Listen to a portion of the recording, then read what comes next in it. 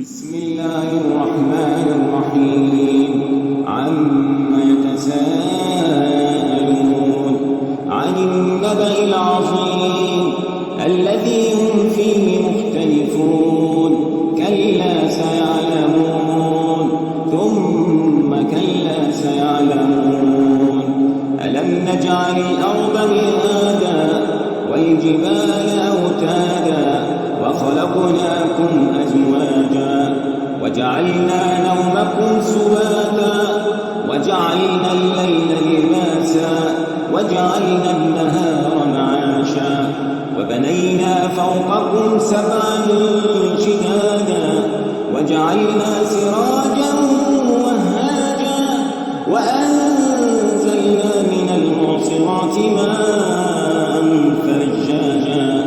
نخرج به حبا ونباتا وجنات ألفافا إن يوم الفصل كان ميقاتا يوم ينفخ في الصور فتأتون أفواجا وفتحت السماء فكانت أبوابا وسيرت الجبال فكانت سرابا إن جهنم كانت مرصادا للطاغين مآبا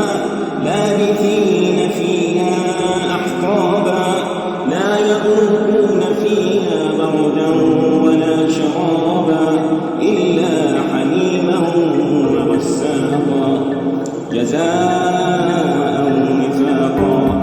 إنهم كانوا لا يرجون حسابا وكذبوا بآياتنا كذابا وكل شيء أحصيناه كتابا فذوقوا فلن يزيدكم إلا عذابا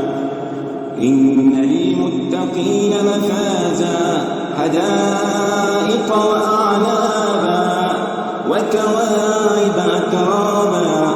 وكأسا دهاقا لا يسمعون فيها لغوا ولا كذابا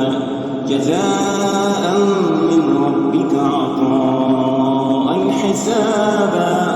رب السماوات والأرض وما بينهما الرحمن لا يملكون منه خطابا يوم يقوم الروح والملائكة صفا لا يتكلمون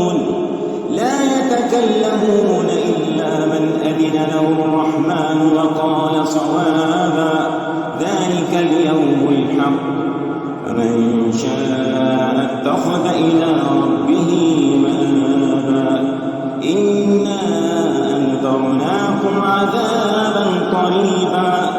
يوم ينظر المرء ما قدمت يداه